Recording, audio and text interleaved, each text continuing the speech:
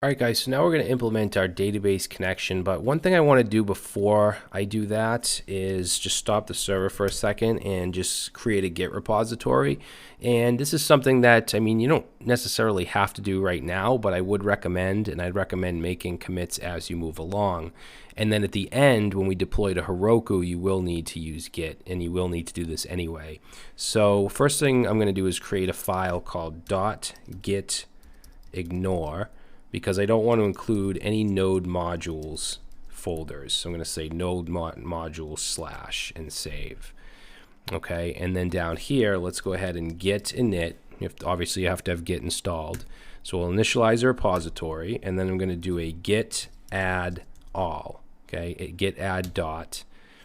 And from here, let's go ahead and make a commit to our local repository with git commit -m, and then a comment. So I'm just going to say express server setup with initial routes. And there we go. So we've made our first commit. So I'm not going to keep doing this on camera, but I would suggest, when you feel like you need to, go ahead and make a commit. If you want to create a separate branch and get into all that, obviously you can do that if you want. But I don't want to spend too much time with Git. All right, so let's go ahead and npm run server again. And now we have our server running. So I'm going to now implement our database. So first thing I'm going to do is create a folder. Let's see. Let's just close all this stuff up for now. Let's create a folder in the root called config.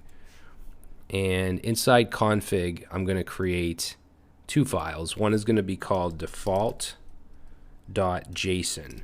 Now, the purpose of this file is for global variables, right? So our Mongo URI, our connection string that I showed you back in the MongoDB lecture, is going to go here.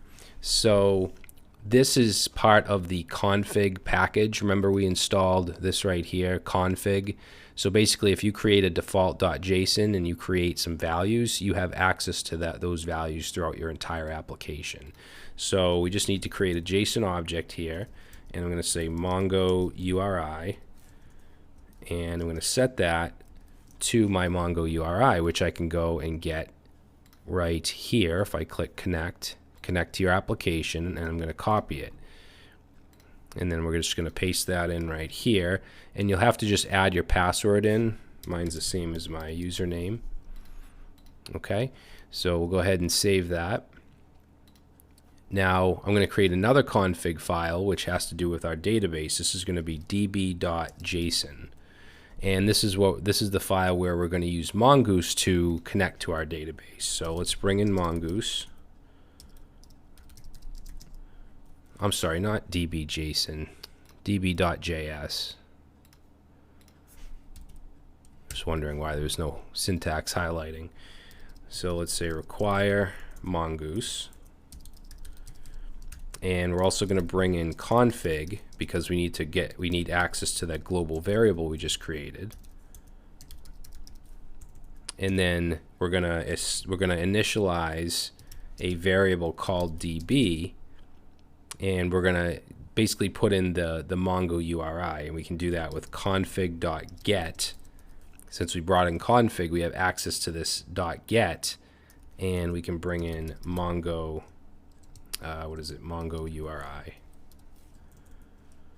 So that will grab whatever the value of this right here. So now that we have that, let's create a function. I'm going to use an arrow function here. I'm going to call it connectDB. And Mongoose actually returns promises. So I'll show you first without async await, but ultimately I do want to use async await. So let's do connectDB, and we can do mongoose.connect, pass in our DB. And there's a couple parameters that we need to add in order to avoid some warnings with the current version of Mongoose. You might not need these after a certain version, but as of right now, if you don't add these, you're just going to get some warnings in the console. So one is going to be use new URL parser. We're going to set that to true. Use create index. We're going to set that to true. And use find and modify, and we're going to set that to false. So make sure you add those, or you might get warnings depending on when you're watching this. So this is going to give us a promise. So we could do .then, and in here have actually I've been using async await so long I can't even remember how to do this. So mongoose.connect .then. I don't think this gives us anything. So we would just do this, and then we could do a console log and just say, just say MongoDB connected. Okay, now if there's something wrong, we can do a .catch. So let's actually just format this and do a .catch.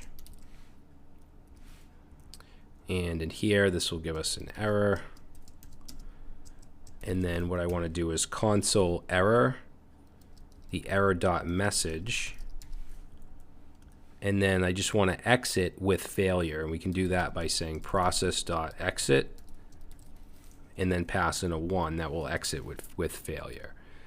Okay, so down here, and I'll refactor this for async await after, but if you don't want to use async await, you don't have to. So let's do module.exports connect DB.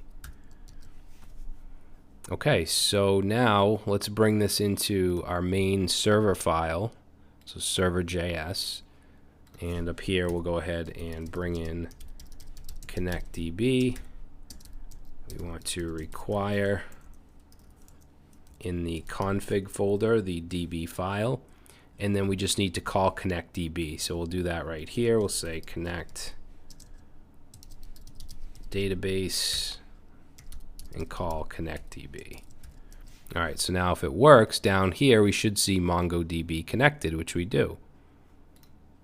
All right, so we know we're connected. Now I'm just gonna go ahead and refactor this a little bit.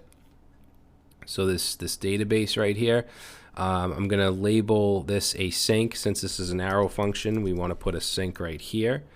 And then let's do, you know what I'll do is just push this down, and I'm going to open up a try catch,